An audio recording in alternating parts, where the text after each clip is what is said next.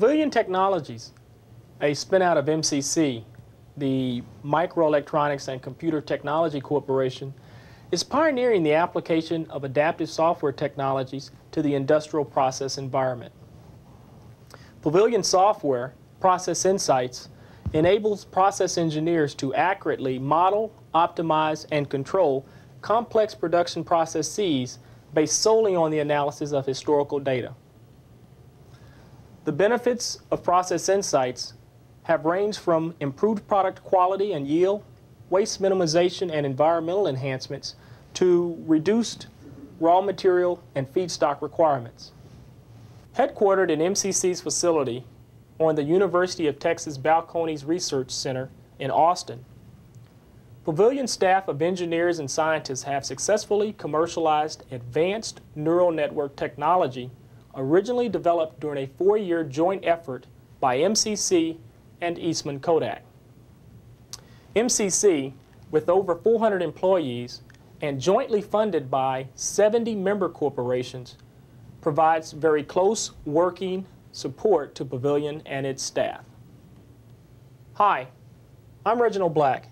Having joined Pavilion Technologies from DuPont, where I spent a number of years in production and plant operations, I am aware of the difficulties in transferring new technologies into the real-world environment.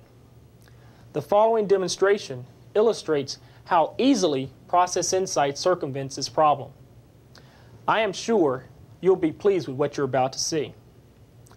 Our software package, Process Insights, has been designed so that the user does not need to know anything about neural networks, fuzzy logic, or other adaptive technologies. Instead, through a fully graphical user interface, which gives Process Insights a user-friendly operating environment, the user inputs historical production data to produce a very optimized model. In the next few minutes, Tim Magnuson, Pavilion's Vice President of Engineering, will give a brief overview of Process Insights, which shows its ease of use by applying it to a sample production problem. Hello, my name is Tim Magnuson. Today I'll be demonstrating Pavilion Technologies Process Insights version 2.0. Process Insights is a powerful new software system that allows you to quickly and easily build models of complex manufacturing processes directly from historical data. The example I'll be demonstrating to you is of a manufacturing process where we take a sample about every 4 hours, and then they use that, they do a lab analysis on it, and then they use that result to do modification to the control to minimize an impurity. And what we're going to do is take data from that process, and we're going to build a model. And then we're going to use that model as a soft sensor that will predict this impurity level. And we'll use that prediction to anticipate what's going to go on in the process. We can also use the software to give us a recommendation of how to minimize, how to set the controls to minimize that impurity. As you can see on the screen, building and using a model involves 4 easy steps. The first step is to format a raw data file. And this file can be from your engineering department, from your data acquisition and control system. It can also be from lab data. First, you format the file. Next, you pre-process the file and remove outliers, smooth the data, whatever needs to be done to clean it up, maybe even time merge it.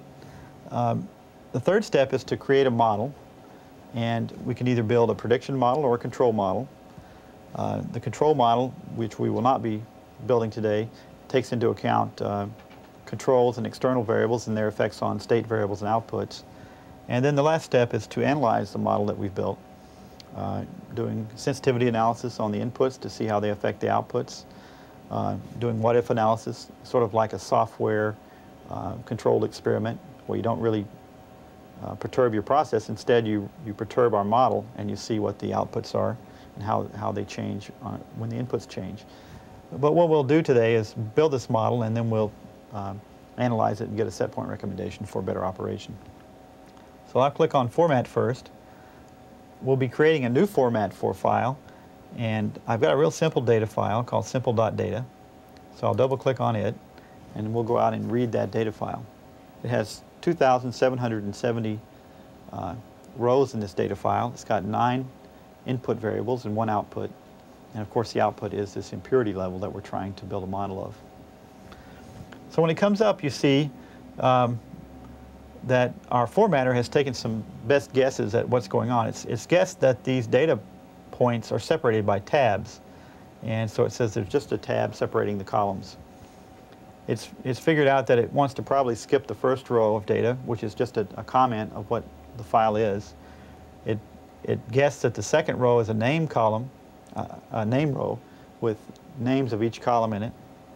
The third one is a tag row with the process control system tag IDs. And the third is possibly a units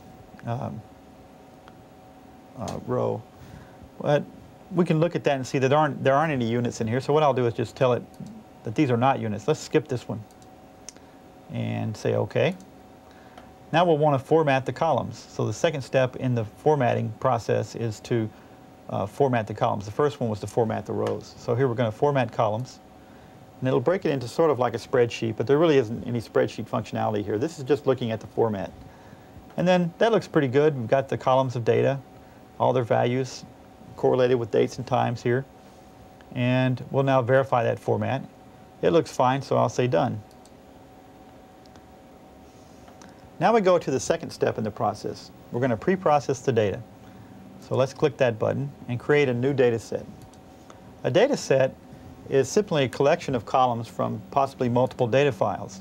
And I'll go ahead and select our file here and load it in. I want to get all the columns in this particular data file except for the first one, which is just sort of a dummy column that our system put out there when I wrote it out earlier. So I'll unselect that one. And so now we have date, time, and the 9 inputs and the 1 output impurity. I'll go ahead and read those into the spreadsheet. You can stop this at any point by pushing the stop button. If you say you have 100,000 rows of data and you don't want to load it all in, it tells you how much it's read. And here's our spreadsheet. So you see we have the date, time column. Here's our first variable, flow 1, temp 1, pressure 1. I have gone in and put in a few outliers here, 1293, 1852, and 756, because I want to demonstrate to you how you would go about finding and removing outliers. One way to find outliers is to look at statistics on the data. So let's calculate all the statistics on these variables. We see that flow 1 and all the other variables have 2,770 values that are valid, and a minimum of 89, a maximum of 1852, and an average value of 113. So here you can see that, you know, out of 2,700 variables, the average value is 113, but here's a maximum of 1852. So you can see possibly some outliers there, but probably the easiest way to do it is to go over to the plot window and bring up a plot and look at these variables. So we'll do that. The plot window is a very powerful tool for doing data pre-processing. Let me just talk about what we have on this screen. We have the type of plots we can give you. We can give a time series plot, XY. It defaults to row number plot because most of the time your data is organized by row number. You can also do a probability plot. You can select variables and tell it how many rows you want to display. We have some tools over here that allow us to get information about a point, to clip and cut bad data points, to zoom in on data points. So what I'll do first is just select a few Y variables that would be of interest. I'll select 3 of them, say, and bring them over. And what we're seeing here is the first 50 values of these 3 variables, flow 1, temp 1, and press 1. And you can see here these 2 outliers in this flow, and there's an outlier here in temp. I can show you, go ahead and display the points as well as the lines, or just the points, like this. We can show these as an overlay plot or back to a stacked graph. We can hide these legends so that you can get more information on the screen. But what we want to do first is just get rid of these outliers. And since I know this data was clean, I don't have to look through all of it. But you would probably want to do this on a real process problem that you're solving. So to cut those 2 points, what you do is you go over to the Cut Y tool, or you could use Cut Box or Clip, but we'll cut it with this. And we'll start at the top and drag it down to a point where we feel comfortable that anything above this line right here is going to be clipped out. And I'll apply this, and what you'll see is some larger points appear showing that these are clipped points.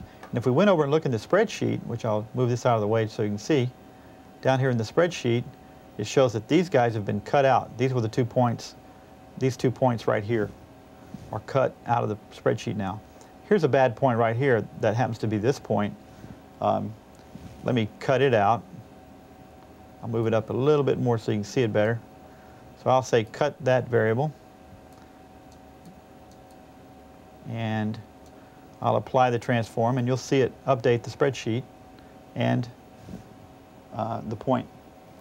So now we've cut the bad variables out and cleaned up the data. You could also use a transform calculator, which looks like this, to actually transform the values.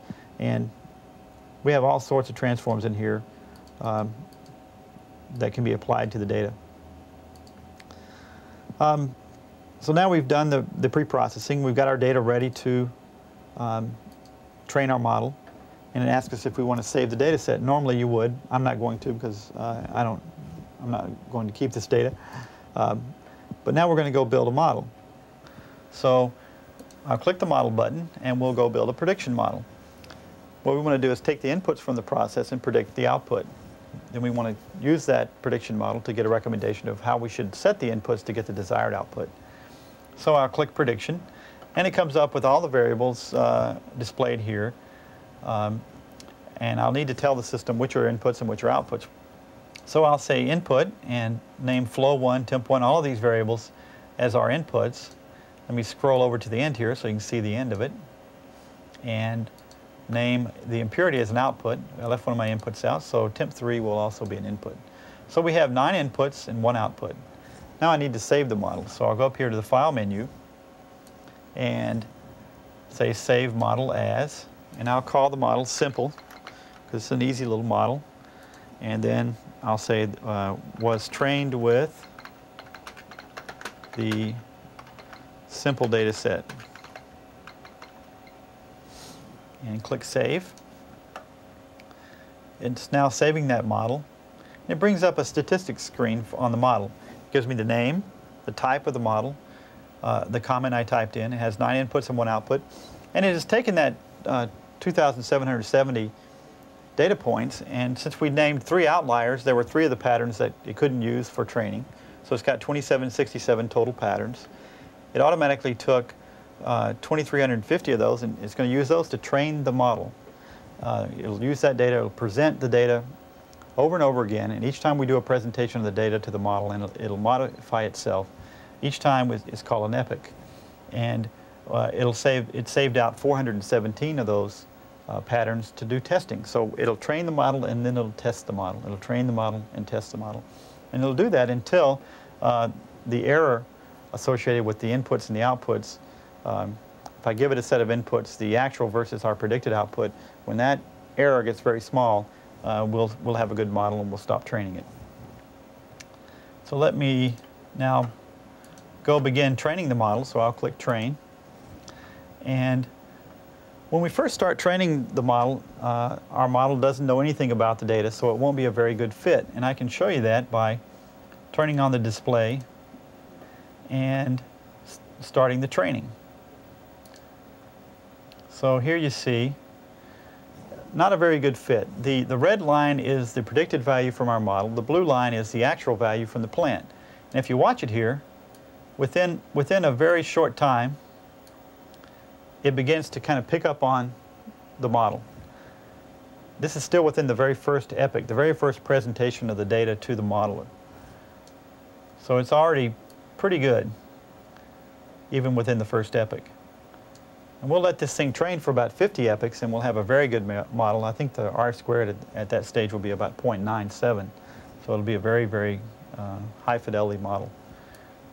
So here you see it's doing pretty well in predicting actual versus the predicted value. All right, now another thing we can do is look at the, I'll go ahead and turn off the updating. We can look at the current error by clicking this button. And we can watch it train. It's still in the first epoch, Okay, it's updating now. It's now on the second epoch, and it says the current epoch is epoch number 2, and here are the error values, where the best epoch so far is epoch number 2. And as it trains along, maybe out at about 50 epochs, I believe it says that epoch 46 is the best epoch. And what it'll do is it'll always remember which was the best it ever got, and then it will use that when you go use the model. Okay, at this point we'll stop this display, and instead of waiting until all 50 epochs are trained, we'll just load a model in that I trained for 50 epochs. It takes about 30 seconds to train an epoch on this VAX 4000 Model 60. So I'll load another model. I have this one called Simple 50 that I trained up for 50 epochs. And it's loading in. And we can take a look at it. It's the same sort of model. It has 9 inputs, 1 output, same sort of training and testing sets. If you look at the error history plot, we see that it started out at about 0.57, dropped down. This is the training error, in other words, showing it the training data. Dropped down to about 0.18 or 0.19 relative error.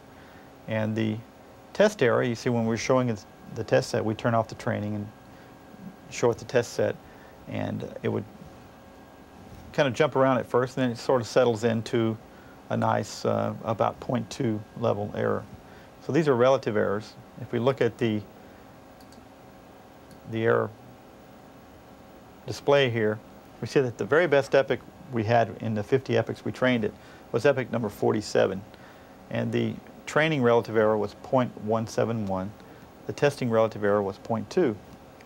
And you can convert those to R-squared errors, and the R-squared error here for the testing set was 0.95 and 0.97 on the training set. So that's a very good model, very high fidelity.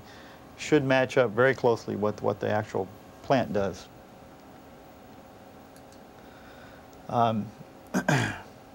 So we'll say done here and go on and analyze this model. So I click on the Analyze button, and it brings up one of 3 things I can do. I can look at predicted versus actual. I can do a sensitivity analysis to see how the inputs affect the outputs. And I can get set point recommendations, and I can do what-if analysis on the model. So I'll start out by clicking on predicted versus actual. I'll get it for all the patterns. That's training and testing set. I won't generate a report, although you could. And I'll click Run Model.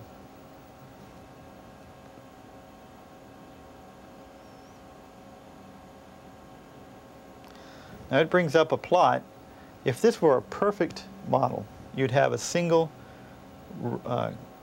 diagonal line of points here. If it was a very, very bad model, you'd have points all over the place, all over here, all over here. It's a pretty good model. Most of the data is clustered around this diagonal. Now we'll do sensitivity analysis. And there are 2 different kinds of sensitivity analysis we can do. One is called sensitivity versus rank. And what it does is it shows the model every variable, every pattern, and it ranks the inputs according to their effect on the output variable of interest. So we'll do that first. Click sensitivity versus rank, and we'll go ahead and run that sensitivity. It takes a moment to calculate that. Brings up this plot, and it says here that if we click on this point, we can see which is the most sensitive variable. Turns out that it's flow 1. Now one way to do this would be to click on these points and look. Anti-foam is the second most sensitive variable. And you notice here that this is a 0 line. That means that this variable, if I increase this variable from its minimum to maximum value, it's going to have an effect of increasing the impurity. If I increase this variable from its minimum to maximum, it's going to have the effect of decreasing the impurity, because this is below the 0 line. In fact, it'll decrease it on average by 0.3 or so. And these variables are in order of their relative magnitude. I can get a report by clicking this button, and it brings up a nice ranked report that I can use to see which variables are the most sensitive. And again, if you look here, flow 1 has an average absolute sensitivity of 0.63. That means that on average the impurity will increase by 0.63 as you increase the flow from its minimum to its maximum value. And that is assuming that you scale the impurity between 0 and 1. These numbers are scaled. And again, here's antifoam with an average absolute sensitivity of 0.34. If you take it from its minimum to its maximum, you'll decrease, on average, you'll decrease impurity by 0.35. You can learn a lot about whether or not the variables are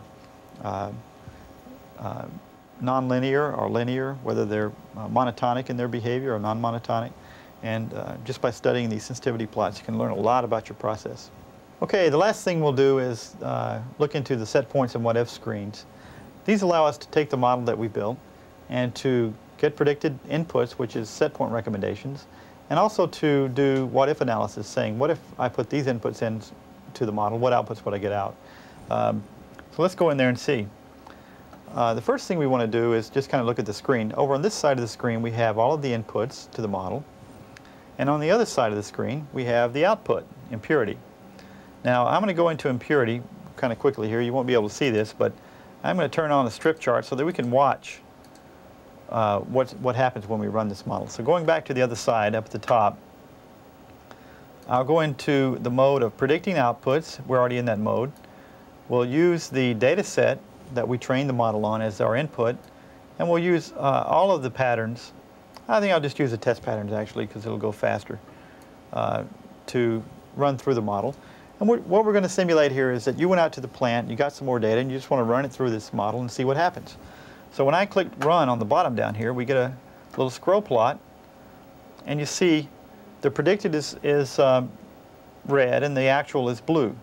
And so the model, as the data comes in, the model is taking that input data and predicting what the output from the model, from the plant would be. And so you're seeing both of those displayed here.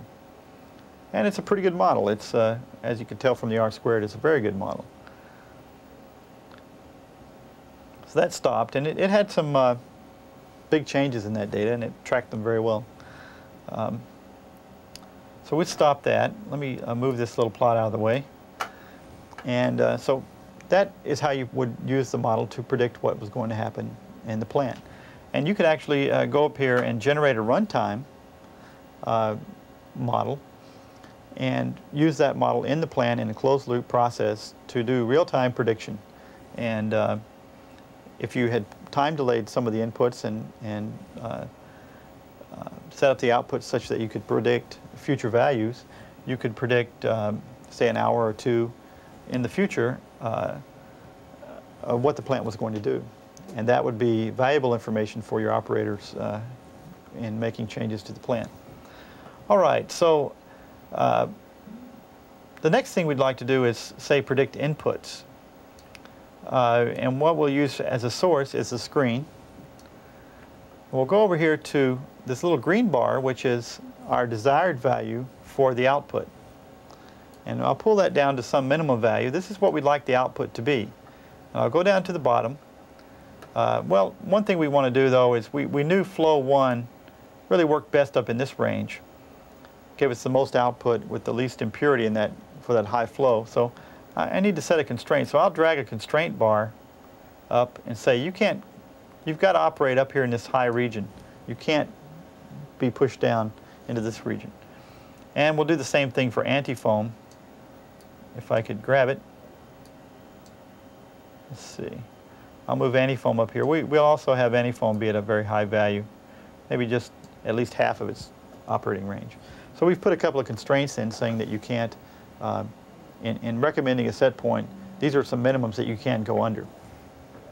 So now when I say step, if you look at the output, you'll see it'll lock in. It says, well, I didn't achieve your desired output exactly, but I got close to it.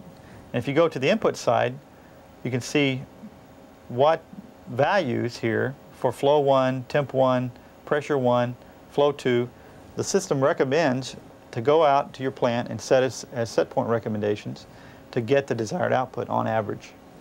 Now, again, you could have generated a runtime model and use that model in real time to do real-time set point recommendation. And that concludes the demo. We would like you to try Process Insights for 30 days, free of charge, risk, or obligation. In fact, a trial will hardly disrupt your daily activities.